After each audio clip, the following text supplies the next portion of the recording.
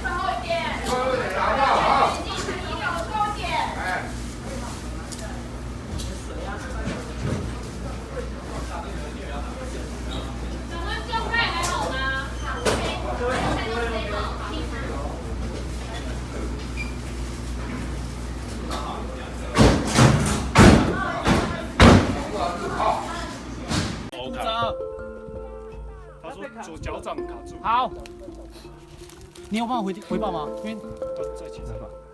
哦，我上去喊讯号。你要确定好几个人再跟他汇报。因为那个好。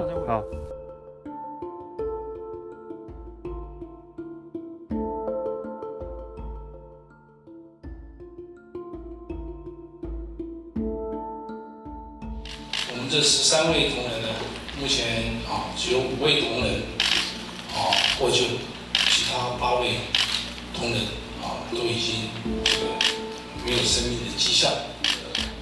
同仁们大家好，我现在宣布一个非常不幸的消息。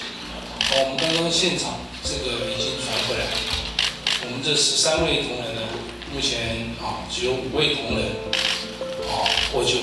其他8位同仁都已经没有生命的迹象。